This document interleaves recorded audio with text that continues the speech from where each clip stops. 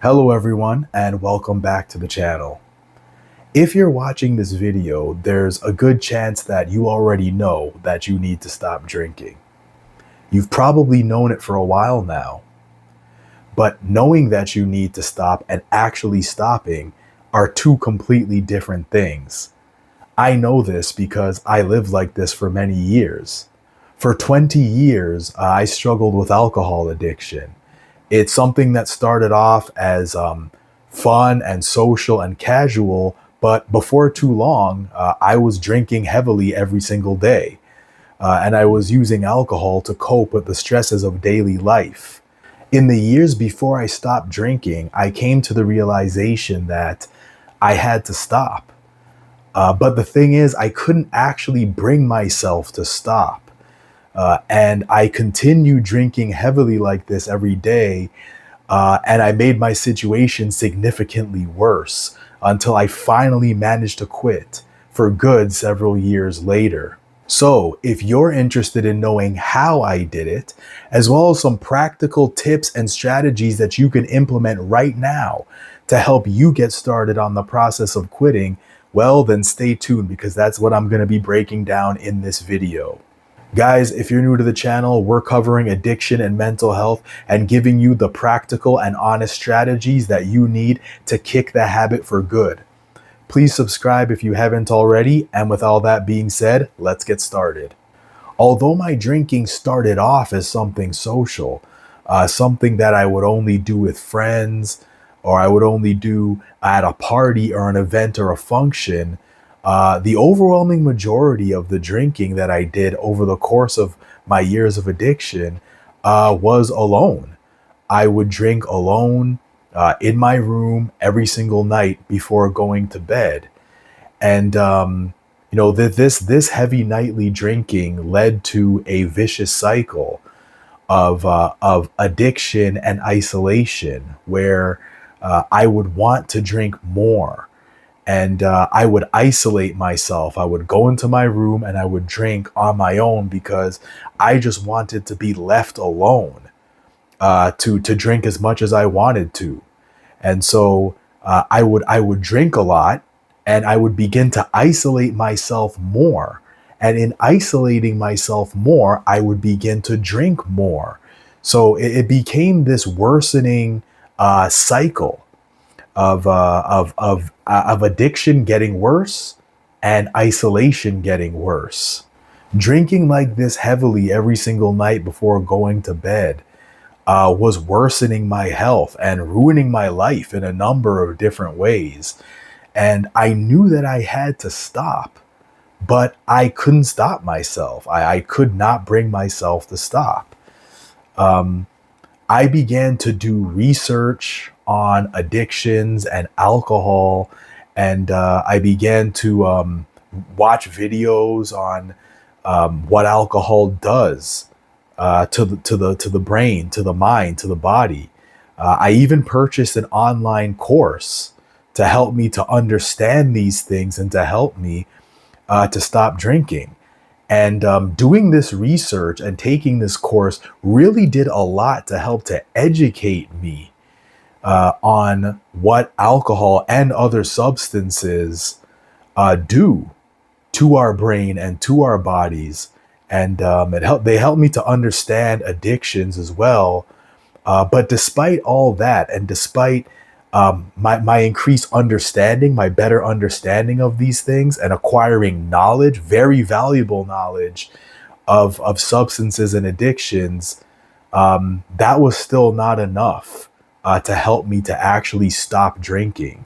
My logical brain could see what was going on, right? It could see that I really needed to stop, right? I was doing so much damage with the amount of drinking that I was doing, but I just couldn't bring myself to stop. My limbic brain was in control, and willpower alone, just the will to stop, was not enough to cut it. I want to talk about why willpower alone often isn't enough to stop drinking or to stop using any other substance for that matter. We may think that if we really want to stop drinking, if we have the willpower to stop drinking, but we can't actually bring ourselves to stop, we may see that as a moral or character flaw on our part, but it's not. It's just biology. Long sustained periods of heavy drinking weakens the brain's braking system or prefrontal cortex.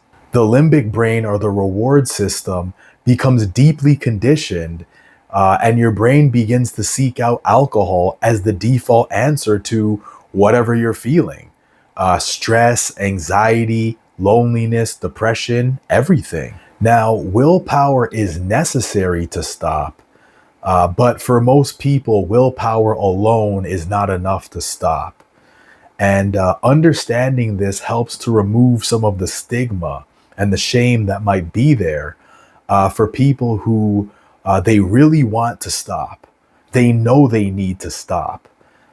They have the willpower to stop, but they can't bring themselves to stop.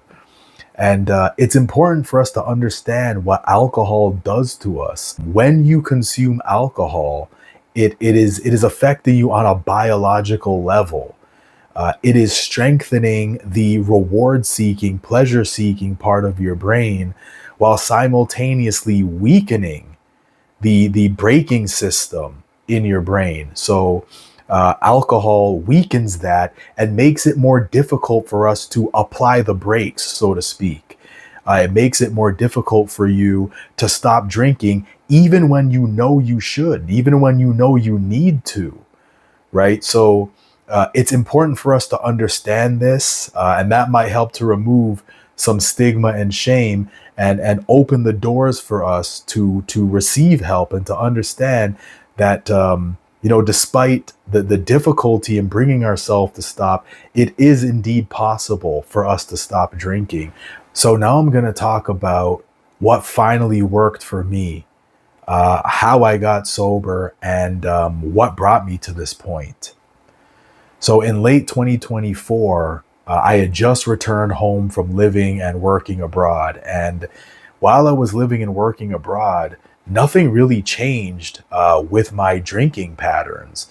I was still drinking heavily every single night before going to bed. And I continued with this when I returned home. But this time things were a little bit different. At this point, I had a difficult time getting the alcohol to go down.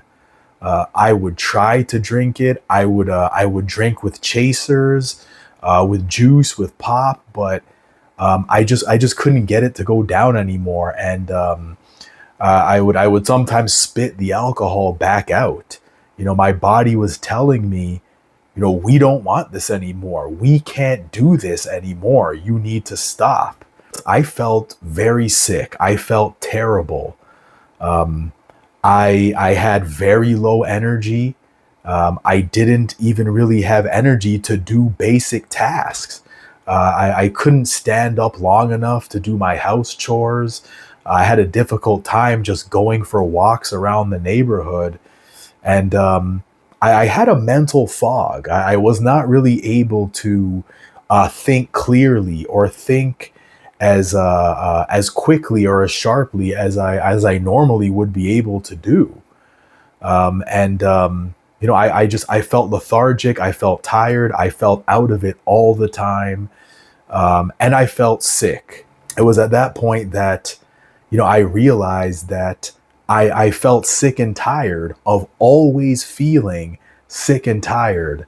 And I knew that if I continued like this, if I continued at this point where I can barely get the alcohol to go down, and I don't even have basic energy to stand up for a certain period of time, I knew that if I continued like this, that I would end up in the hospital emergency room. And so I knew that the stakes were a lot higher this time.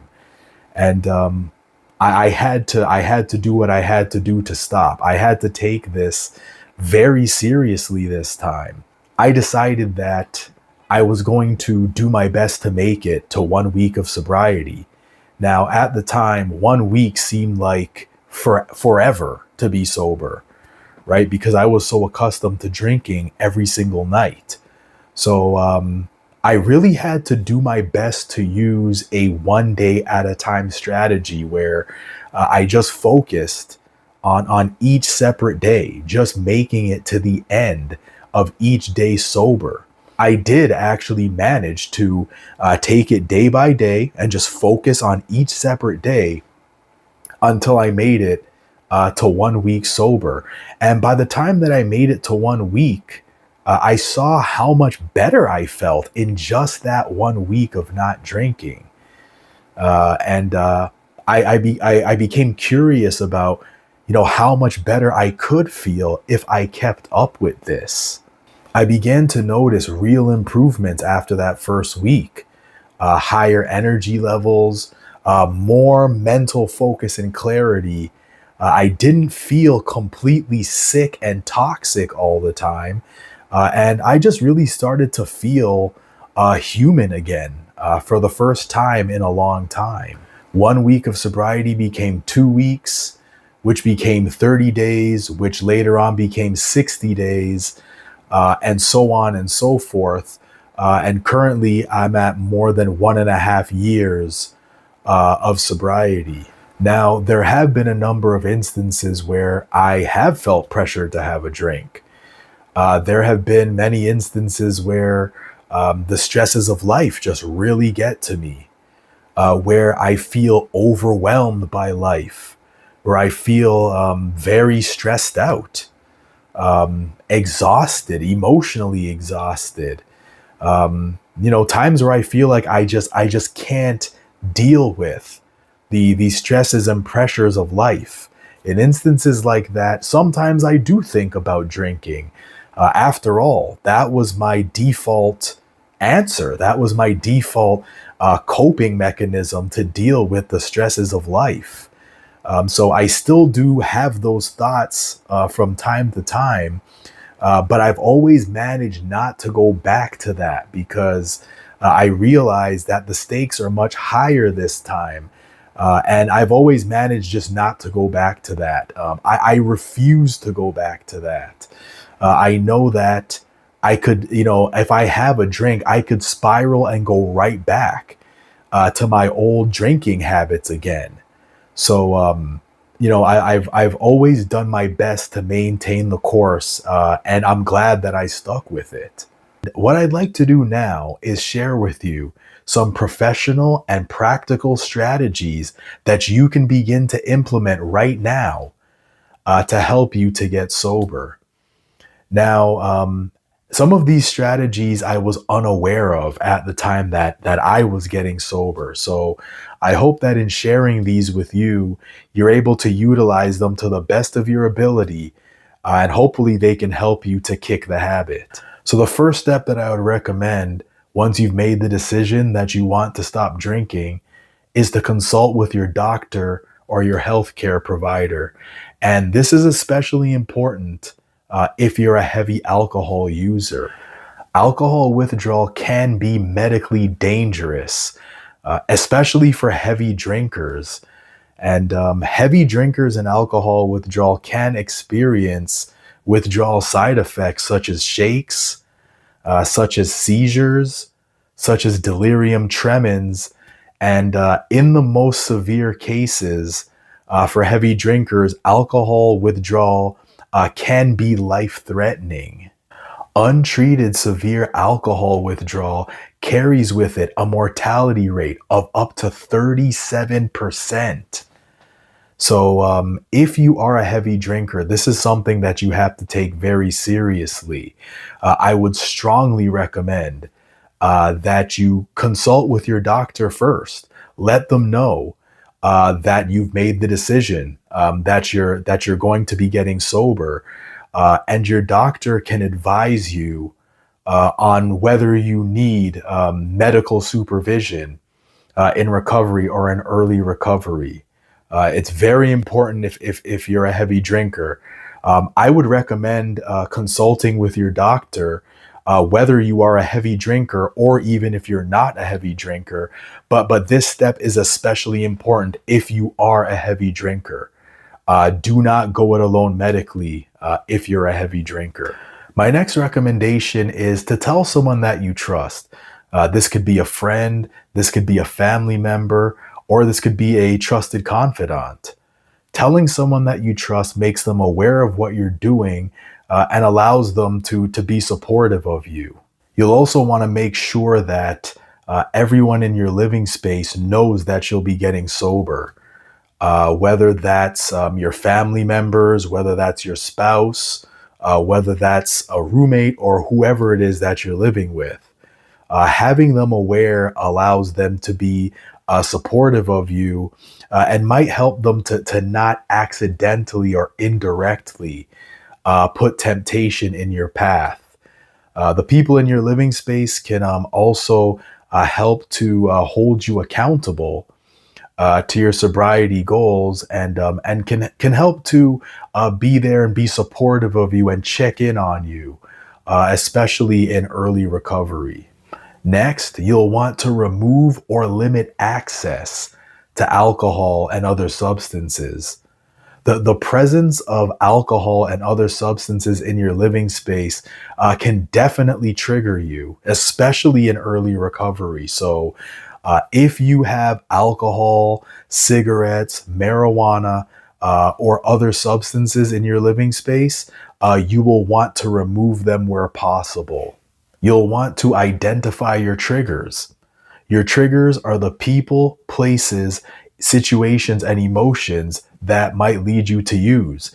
And awareness of your triggers, knowing what your triggers are, is the first step to managing them.